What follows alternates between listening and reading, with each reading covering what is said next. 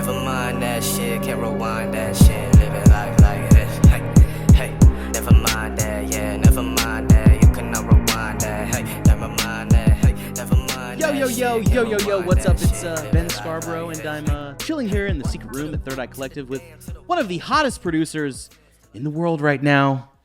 It's d.hill. Appreciate you for having me. It's up. It's lit. We lit. Long time coming. D. Finally here. Been here a lot of times. Going crazy. Best studio in the city. Best studio in the world, actually. Cosign. Yeah. Made a lot of hits here. A lot of plaques to put on this wall. Sure. That's amazing. Yep.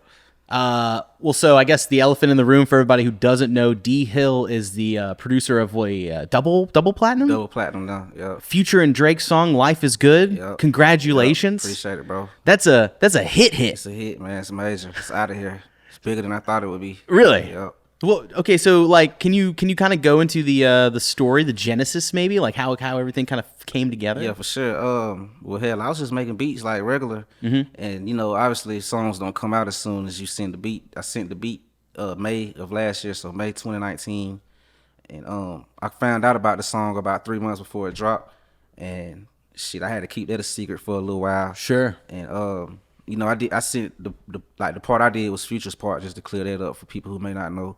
I did Future's part, so to switch up, that's the beat I sent to Future. Oh. And so shout out to OZ and Embezza. They put together Drake's part. Okay. The idea of them combining the two songs together, that's something they decided to do. Okay. So that's how it came about. That's kind of like the two different rappers' personalities kind of coming together. Yeah, something like that. You know, that's kind of been experimented with. Like, don't you think that the Travis Scott song? That's where they got it from. Actually, OZ, the same producer from Sicko Mode, is the same producer. No who way. worked on, I didn't even know that. Facts. So I think that he had a lot to do with that. I'm glad he did that because that's super innovative. I think that has a lot to do with like how big the song blew up. It's two different vibes, one song, And the music video, it's very distinctive. Facts, yeah. It's almost like it's a short film or That's something what it like is. that. And I like it because it portrays, the song is called Life Is Good. Yeah. And throughout the video, there's different people working different jobs. I think just the whole message of it, like, no matter what you're doing, life is good. Yeah. You know what I'm saying? So it really connected with people. And the bar where Drake said, haven't done my taxes, I'm too turned up. Yeah. As soon as he said it, I thought, okay, tax time is around the corner. That's Yeah. going to go up. Okay. You know what I'm saying? So everything came together the right way, especially in the video, though. That shit was hard. Do you think there was this like pressure to maybe follow up What a Time to Be Alive, the group project that Drake and Future worked on? Have they done very many, do you know? See, I don't really know too much. Me neither. You know what I'm saying? I don't really know too much of the details. I get asked that a lot, but, I just like to send the beats and just, they gonna do what they gonna do. You feel me? Well, this is really special because usually when I sit down with people, it's before or after they've experienced some kind of like radical success. Right. And I feel like I'm getting a chance to talk with you on your rise. Facts. Like if there's a bar graph and it's going up, I'm kind of hitting you like right here in the middle or whatever. Right, you're right, yeah. So what's it like dealing with this attention that you're getting? It's cool, man. I just don't let it get to me. I'm still the same. So as long as I keep in my mind, as long as I stay the same, then everything's gonna be smooth. Keep doing what I did to get to where I'm going right now, and everything's gonna go smooth. And I just accept that a lot of stuff comes with it. It took a little while for me to accept the small things, like, I wasn't really too into interviews and stuff like that, but I look at it more as like, this is part of the job. I got to get over it. You know what I'm saying? So I'm dealing with it the right way, man. It's just a part of it, and I'm loving it. I'm beginning to love this stuff that I have to do. So why music? I mean, that's all I ever known, man. Like Christmas when I was young, I only wanted music toys. I mean, it's just music, man. I don't know. Is it like runs in your family, maybe? I had an uncle who did music, and he actually told my parents, like, oh yeah, he's gonna be real big one day. But he ended up passing away before I could really get to know him. You know what I'm saying? And really the only brief memory I have of him was him showing me how to play guitar. So other than that, I think that had a lot to do with strong. it. Yeah. So Well, or I guess the question I want to say is, what are your earliest memories making music with a computer? with a computer, I was 12 years old, man. That's a good age to get involved with some Facts. shit. Because it's more, see, when you get into it at that age, you're not thinking about, I got to get somebody on these beats. You're doing it because I was in the I got home from school. Yeah, exactly. I'm firing up Windows. Facts. And it's like, okay, I got something to do when I get home from school. Yeah. You know what It's I'm like a saying? game or something, It's like right? a video game. So after a while, I ditched my video game around that time and kind of replaced FL Studio as a video game, you know? That's great. So everybody else, my buddies at that age was outside playing. I remember one time it snowed where I live. And it was like crazy because they could not get me to come outside. Like I'm like, oh, it's snowing, it's cold out there, and I'm locking in. Beats. That's all. Like just locked in.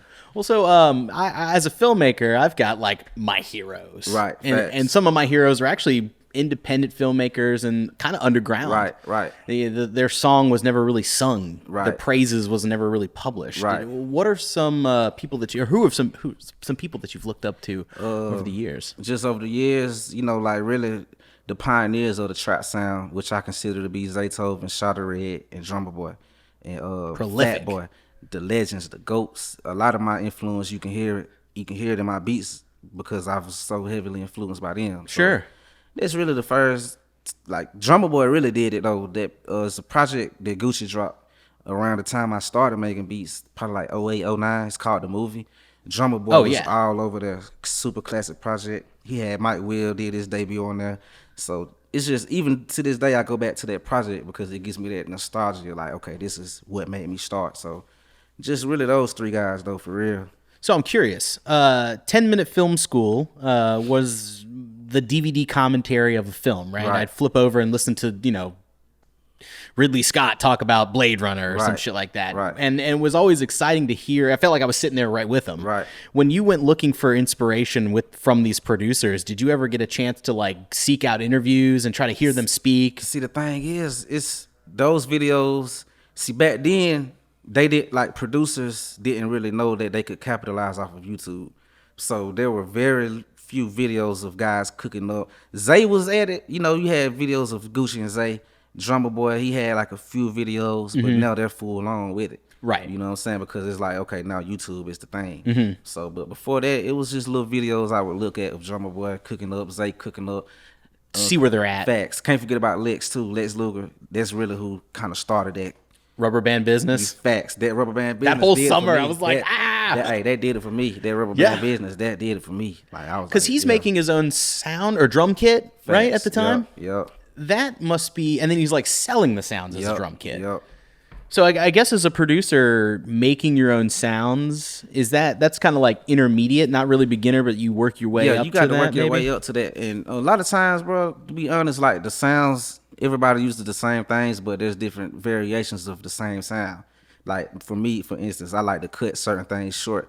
And it all boils down to everybody has pet peeves. Like me, like my hi-hat, I don't like it to drag out, so I cut it short. Okay. So it's just little pet peeves that I do, and other people may not know that's what I did, but hey, guess what? I'm gonna put that hi-hat in a pack, and along with some other sounds, Sure. just do my drum kit. That's amazing. Yep. So besides the Life is Good project, you had a release with Marlo that Right. came out and Yep. like took the streets by storm. Yep. It was a single, right? Facts. Like there was a music video shot for it and Yep. everything. What was that like when that was coming out? That was crazy, man. People was like, after they shot the video and stuff, snippets on Twitter started going out. Yeah. Them shooting the video. Everybody was stoked the fact that Marlo, Lil Baby, and Future on the same song. So the release was highly anticipated, and when it came out, it did just how I expected it to do. Yep. It was like world star, like top of the It world went star. crazy. It's really messed the streets up for real. Still is actually. So usually when a filmmaker has a hit film, the question on everybody's mind is, what's your next movie going to be? Right. Facts. Do you get any kind of questions like that in your direction? Yeah, I always do. People like to ask, What are you what's working on next? Yeah, it's that type of question. But I like to keep everything, not necessarily secret, but nothing is guaranteed. Bad Boys Move in Silence. You know what I'm saying? You got to move in silence, by the way, because even with Life is Good, I'm living my regular life. People holding nuts on me, not wanting to mess with me. Different artists, even producers who I might have wanted to cook up with. And Life is Good drop. It's like, wow, we treated this guy so wrong, and he had this up his sleeve the whole time, That seems like a tale as old as time, maybe. Yeah. Like in multiple industries. It is. Like the guy who made the iPod was probably shit on until the Man, I'm iPod telling came you, out, and he was like, "Yo, every design was probably looked over. Nah, that's not it. The whole time he's working on the iPod, this is the one, and he knew it. You know what I'm saying? So I like it. I like the element of surprise as well. So I guess to aspiring creatives, was that what you'd plant that in their head? Maybe don't give up.